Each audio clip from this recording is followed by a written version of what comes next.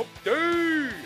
We welcome you guys into a brand new episode of Time2Football. I'm your host, Hassan Khan, the host of this wonderful show that we like to call Time2Football. You guys guessed it right. Hey, if you're joining us for the very first time, listen, every Monday through Friday, it's a thing.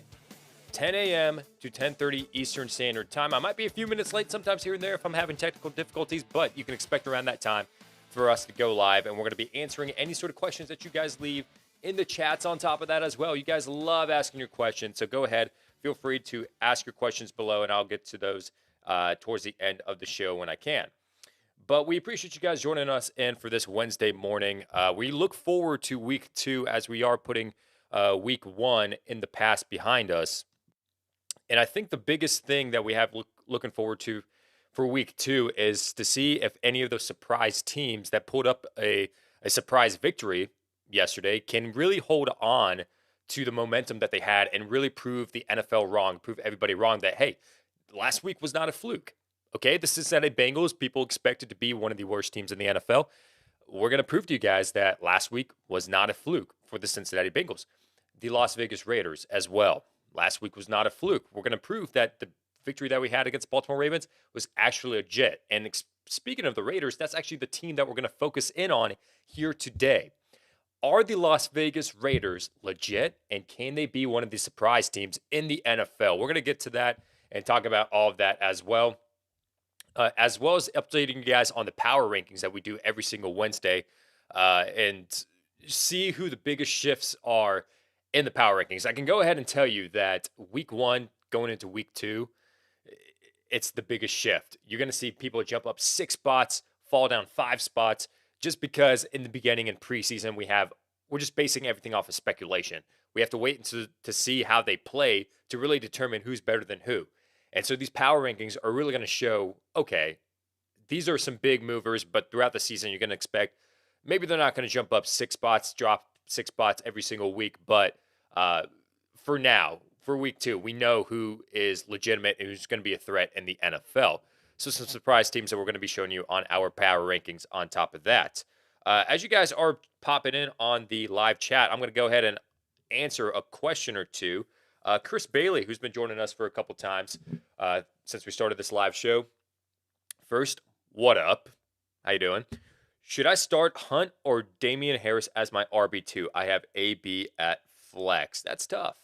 That really is tough because I like the potential Kareem Hunt has, but I always have this fear in my head like, man, maybe he's not going to get the decent amount of production because it's going to go to Nick Chubb.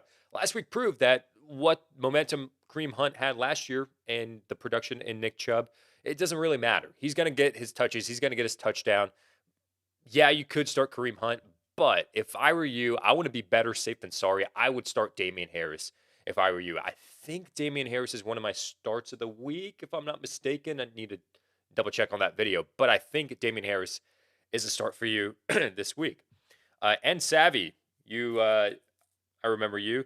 What RB would you trade Mike Davis straight up for in a PPR? Yeah, you're realizing Mike Davis, it's not the greatest pick. I mean, it's good to have him as depth.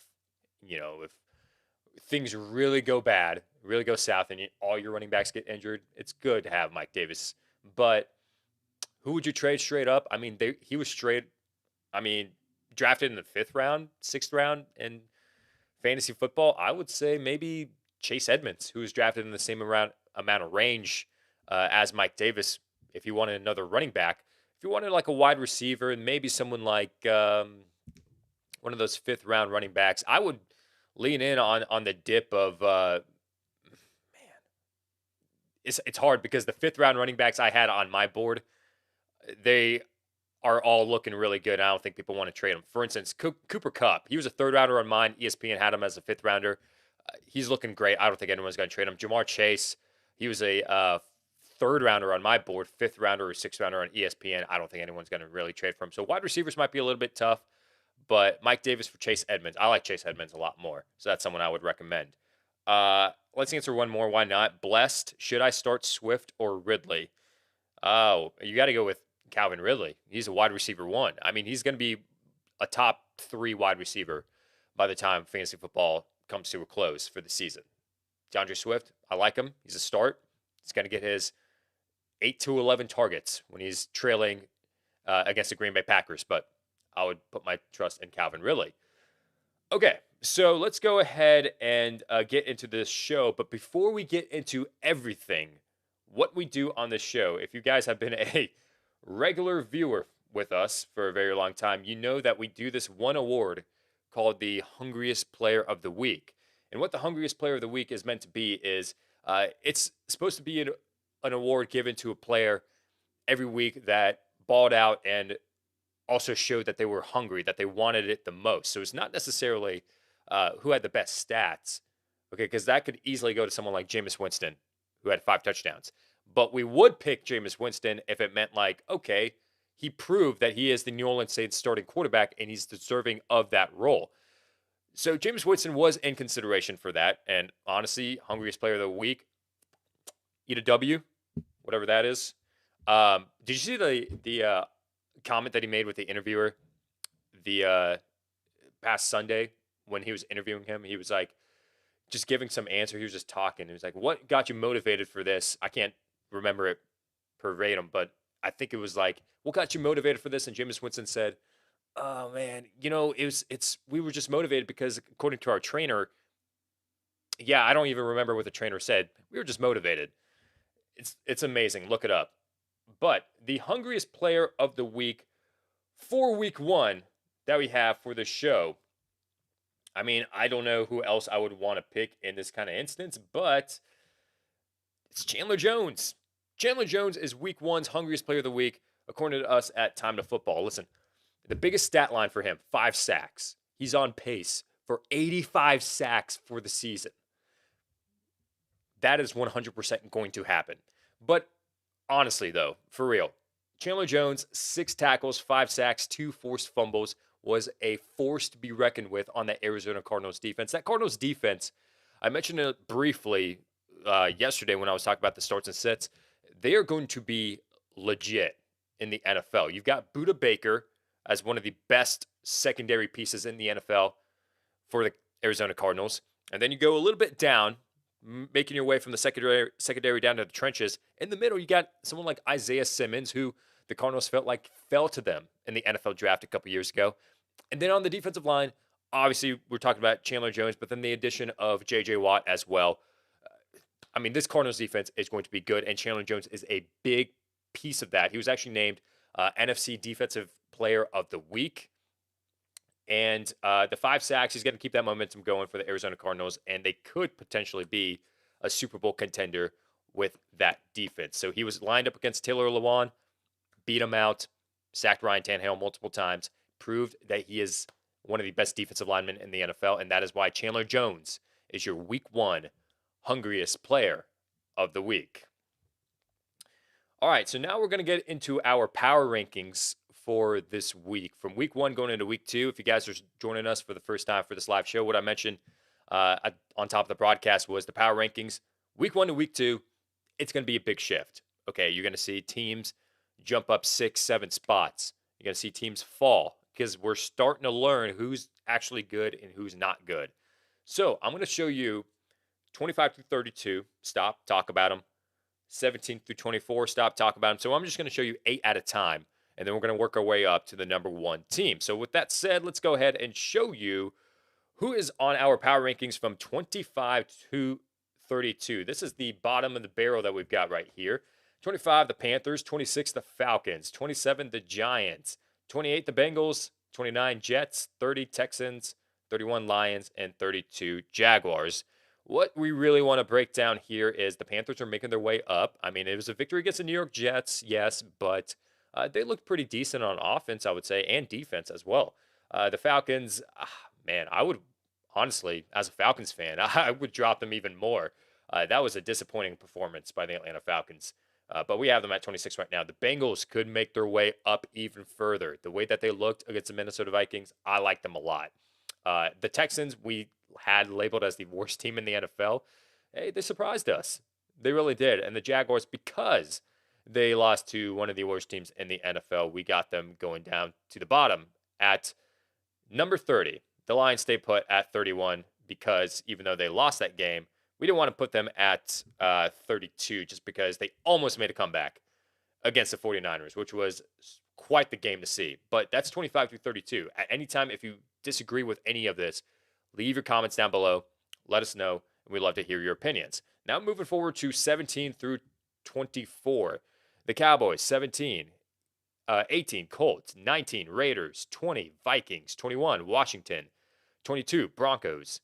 23, Eagles. And 24, the Chicago Bears. Cowboys, a lot of people are talking about the moral victory. I know Stephen A. Smith is one of those haters of the Dallas Cowboys that says there's no moral victory. You either lose or you win. And I wanted to raise the Cowboys up, but just because of teams 1 through 16, I'm just going to keep them put. I'm not going to drop them. I'm not going to raise them up. The Colts dropping 5 spots. I know it was against the Seattle Seahawks, who's one of the best teams in the NFL, but man, just by watching them play, there's a lot of improvement I feel like that they can make. But the Raiders, big jump in this spot from 23 to 19, defeating what was a top 8 team that we had in the Baltimore Ravens. Vikings, Washington fall, Broncos stay put after that victory. The Eagles could go up even further, but I kind of just put them at 23 just because it was the Atlanta Falcons. So, and then the Chicago Bears at 24. Obviously, they continue to have their struggles as long as Andy Dalton is the starting quarterback. Now we're going to name 9 through 16 for our power rankings. Number 9, the Cleveland Browns. They actually fell out of the top 8. The Saints at number 10. 11 Chargers, 12 Cardinals, 13 Titans, 14 Dolphins, 15 Patriots, and the 49ers at 16. The Saints at 10 move up 4 spots. Impressive victory that they had against one of the better teams in the NFL in the Green Bay Packers. And then the Cardinals jumped up pretty high too. The Titans were ranked pretty high up. As you can see, they dropped 3 spots from number 10 to number 13. But the Cardinals, they defeated them, so we had to move them up over the Titans at least. So they move up 6 spots because that offense, that defense, I've been just loving the Arizona Cardinals this whole entire broadcast. They are one of the best teams in the NFL, I would think. By season's end, don't be surprised if they move up into the top 8. The Dolphins move up after that victory against the Patriots. The Patriots fall down. And the 49ers, even though they won, they almost gave up that lead. So I kind of dropped them. Just 1 spot, though. But they're still in the top 16. So that is number 9 through 16. Let's go ahead and show you the top dogs in the NFL, 1 through 8. Who do we got? I think it's pretty obvious that we've got the Tampa Bay Buccaneers ranked at number 1, the Kansas City Chiefs at 2, Rams 3, Seahawks 4, Bills 5, Packers 6, Steelers 7, and the Ravens 8. It's obvious. I mean, you win the Super Bowl, and you're already one of the better teams in the NFL, so you haven't lost yet, so you haven't lost your top spot. That's what I think. A lot of people think, oh, well, the Chiefs are the number 1 team. I mean, the Bucs beat the Chiefs, so I don't know what else to say. The Rams moving up 3 spots, and the Seahawks moving up 3 spots as well. Now, this is because the Rams and Seahawks looked good, yes, but also the Bills and the Packers did not look that good, so we had to drop them a couple of spots each to number 5 and number 6, respectively. 7 are moved. The Steelers are moving up. I didn't quite put them over the Bills just yet. They're close, but I want to see how the Bills are actually this season before I make any sort of radical jump to put the Steelers up over the Bills, and then the Ravens, after that loss to the Raiders, drop a few spots. But that's what I've got for my power rankings for this week. If you, again, disagree, agree with any of these, who do you have inside of the top 8? Leave your comments down below. I would love to discuss with you guys and talk about that. We're going to go ahead and get into what we've got. We're going to be talking about the Raiders here in just a bit, but I wanted to take a moment first to take a quick break to tell you guys about Manscaped. Manscaped, ladies and gentlemen, Manscaped is back for the 2021 Time to Football season. Football season is upon us. It's time you put the PP back in PPR League with the sponsors of today's show, Manscaped. The leaders in below-the-waist grooming just launched the new Performance Package 4.0. Inside the Performance Package 4.0, you'll find their Lawnmower 4.0 trimmer, Weed Whacker ear and nose hair trimmer, Crop Preserver ball deodorant, Crop Reviver toner, Performance Boxer briefs, and a travel bag. This 4th-generation trimmer also features a cutting-edge ceramic blade to reduce grooming accidents thanks to their advanced skin-safe technology. The Lawnmower 4.0 has a 7,000 RPM motor, a new multi-function on/on switch, can engage a travel lock, and is even waterproof. Don't neglect your balls like the Texans have been neglecting Deshaun Watson.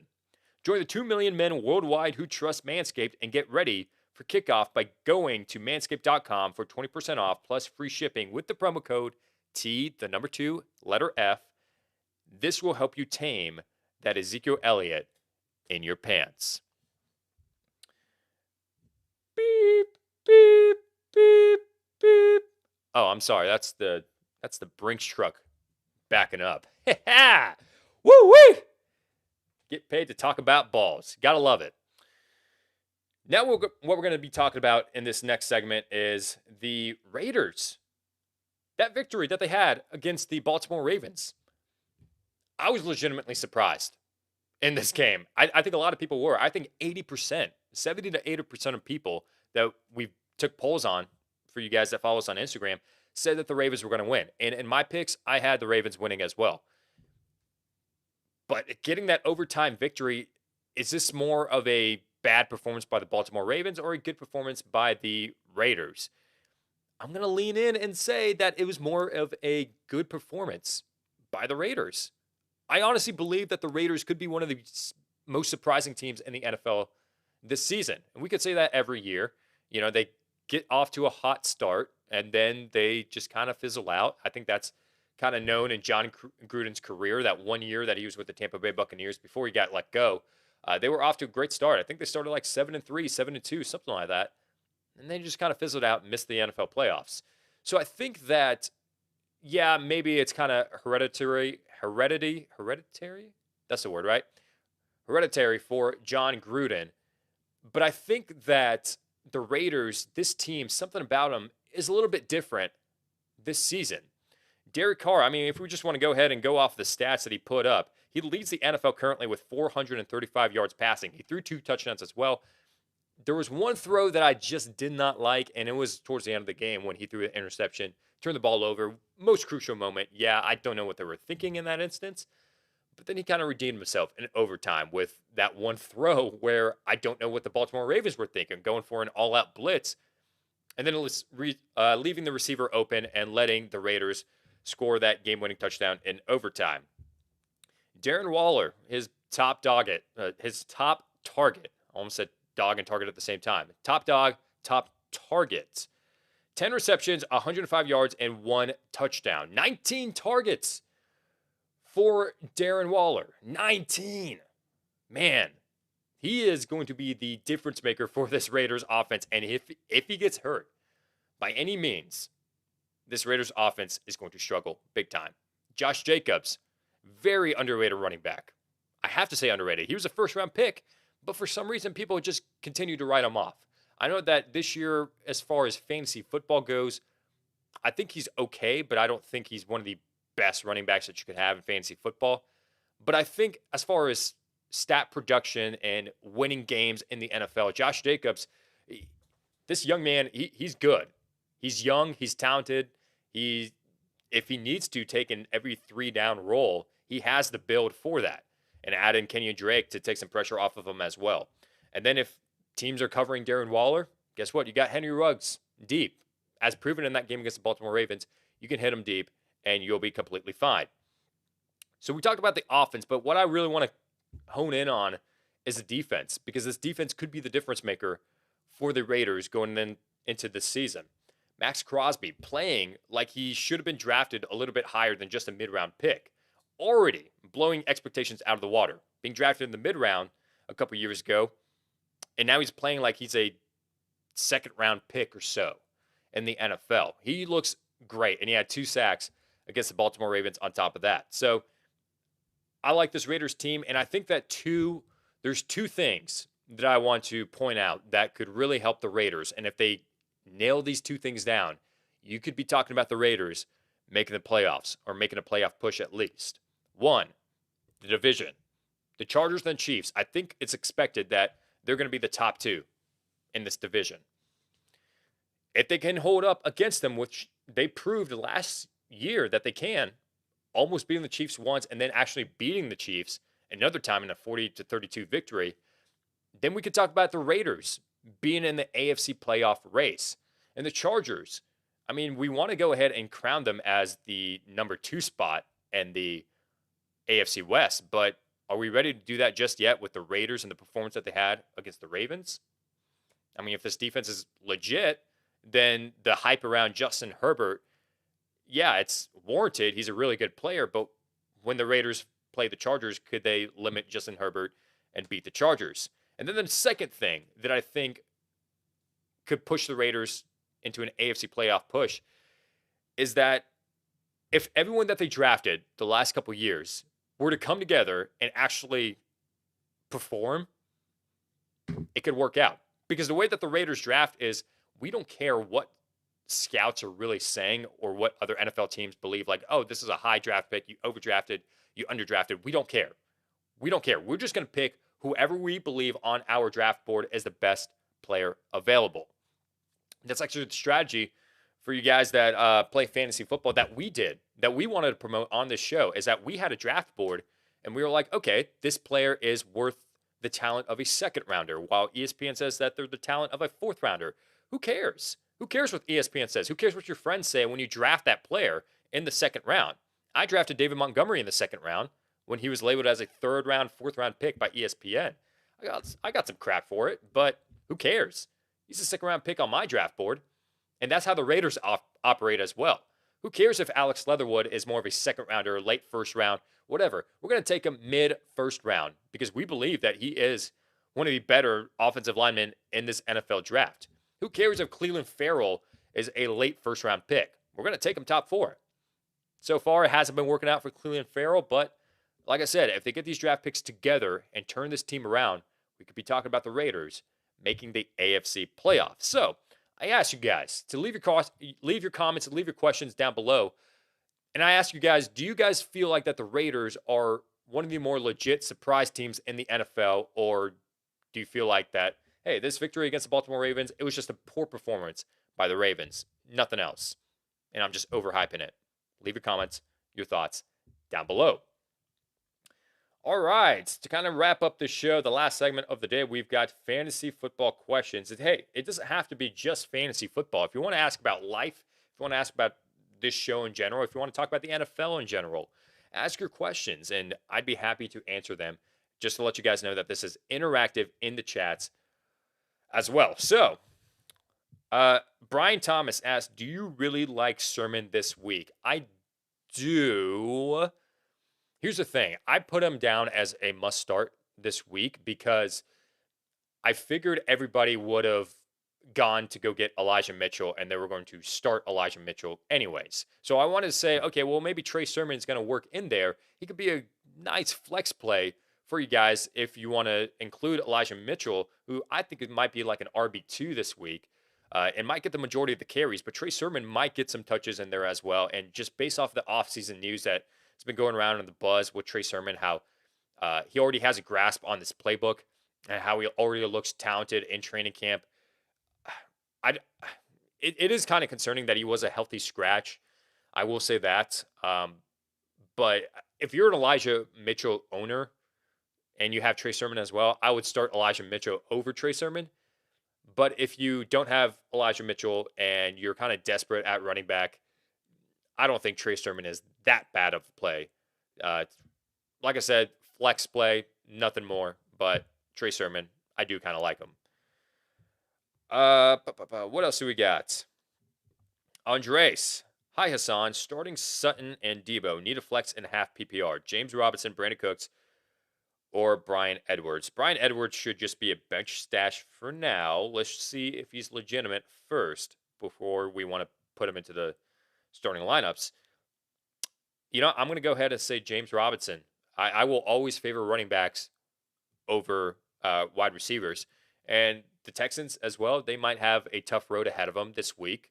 And I think the secondary might put a halt on Tyrod Taylor and Brandon Cooks and the performance that they had last week against the Jaguars, who was one of the worst defenses in the NFL. So I would like to go ahead and play James Robinson.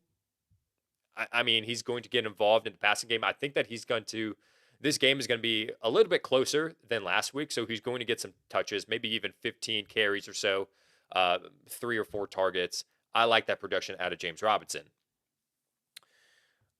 We've got another one by B. Gala, A.J. Dillon or Mark Ingram. Mark Ingram should not be starting this week. Do not fall for it. Add him to your bench just in case, sure. But I think the game script is not going to allow Mark Ingram to get 24 carries for 85 yards and a touchdown every single week. It's not going to happen. It's going to be Phillip Lindsay and David Johnson that are going to be worked in there as well. And I think it was 33 snaps for Mark Ingram, about 25 or so for David Johnson, and then 20 for Phillip Lindsay. And yeah, Mark Ingram had 24 carries out of those 33 snaps, but those snap counts are kind of close. And I would not say that Mark Ingram is the clear number one back. He's a clear back when the game is out of hand and you need to run out the clock and you need to run with the ball. But when you need to pass it, David Johnson proved it with his passing touchdown. Phillip Lindsay, it was called back because of a penalty, but he got a lot of receptions in the red zone as well, and targets going his way. Almost made a passing or receiving touchdown on top of that. So A.J. Dillon would be my start. I like A.J. Dillon more than Mark Ingram. A lot of you guys are asking about Jacoby Myers. Let's go ahead and answer one of those questions. Alec Roca, what's up, bro? Hey, dude. Jacoby Myers or Marquez Callaway at the flex. This is by B. Simpson. How many times can I go on a tangent? I'm not saying obviously B. Simpson, you probably never watched the show, but I'm saying for myself, I've said this multiple times, and I just don't believe the hype on Marquez Callaway. I just don't, man. I would go with Jacoby Myers. I really like him. I think that the fact that he got 9 targets last week against the Miami Dolphins, which was a much better defense than the New York Jets that he's facing this week, should tell you that, okay, he's going to be involved a lot. The touchdown production, yeah, it may not be there, but he's going to get, in PPR leagues especially, consistent production. He's going to get the yards. He's going to be Mac Jones' favorite target. So Jacoby Myers over Marquez Callaway. What else do we've got? Should I start Elijah Mitchell? This by Alec Roca. Elijah Mitchell or Jacoby at the flex? I would go with Elijah Mitchell. 19 carries, 106 yards, and a touchdown or maybe it was 104. Should say to you, yeah, this is going to be the RB1 for San Francisco. Trey Sermon is going to work in there, and I think that a lot of people are writing off Trey Sermon more than they think. I think that he's going to get maybe 5 to 10 touches minimum in this game. I think that he overtakes that number 2 spot over Jermichael Hasty. Maybe I'm wrong, but I do think that Elijah Mitchell, even though Sermon and Hasty are going to cut in his production a bit, he's going to be the number 1 back, so I would start him over Jacoby. Let's go with, okay, well, Al Fraser is talking about the Raiders. Raiders' win was lucky offense, only uses Waller and Jacobs. They'll both be hurt by midseason. Okay. Lamar isn't clutch either. Ooh. Oh, that's a hot take. Okay, yeah. So, hey, listen, like I said, leave your opinions and leave your thoughts. And some people feel like, yeah, maybe the Raiders' win was just a fluke. Maybe some people think it's a little bit more legitimate. So, I mean, Derek Carr and all of them look impressive. Yeah, the fact you do have a good point that if Darren Waller wasn't in that offense, all the targets went to him. So, are they really going to be that good? With Waller, though, hey, they could be a threat. Let's go ahead and take a couple more before we sign off for this week. Who will have a better year? This is by Big Dog Pound. Who will have a better year? Jamal Williams or is it Javonte Williams? I'm going to say Javonte Williams. James Conner or Devin Singletary? If it's Javonte Williams, I'm going to say Javonte Williams. If it's Jamal Williams, I'm going to say Jamal Williams. So whoever that Jay Williams is going to have the better season. James Conner, he was worked in a little bit more than I thought in the Arizona Cardinals offense, but I like Chase Edmonds a lot more than him.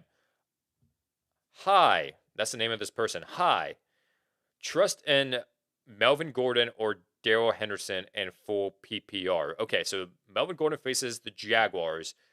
Darrell Henderson, who do the Rams play? Wow, I should know this. There's so many teams. Gosh.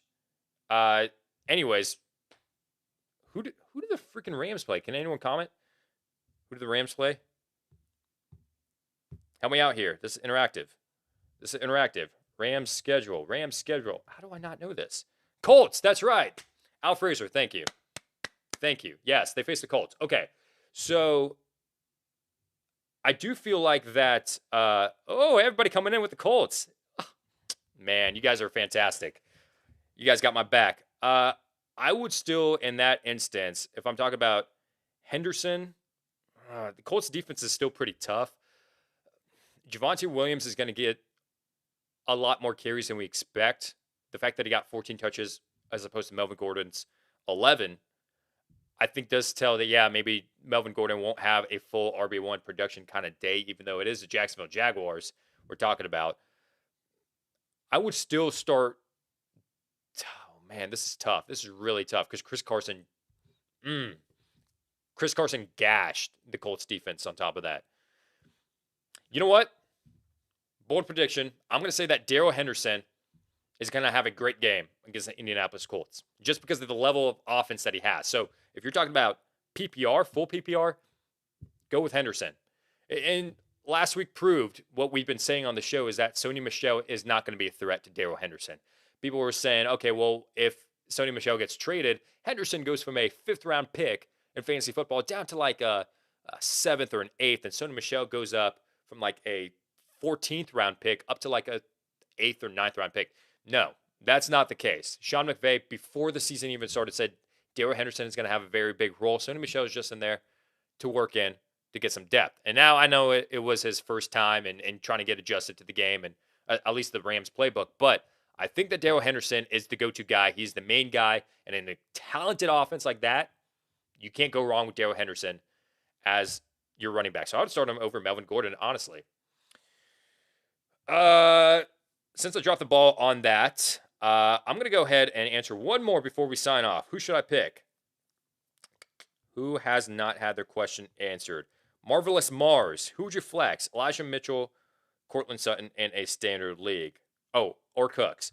I mean, doesn't really matter out of those wide receivers in the standard league. In the standard league, you got to go with Elijah Mitchell, the guy who's guaranteed to get some production and get some points on the board. Whereas, Sutton and Cooks, Sutton could take a step up with the injury to Jerry Jeudy. Cooks, as we know, is very talented, but he has a little bit of a tough matchup coming up for him. I would put my faith in Elijah Mitchell. Elijah Mitchell is the way to go. But that pretty much wraps up this episode of Time2Football. Listen, we appreciate you guys joining us for this episode. And if you guys have any more fantasy football questions that you guys want to ask, and I'll do my absolute best to try to answer you guys, I encourage you guys to go ahead and leave your comments after this live stream is over.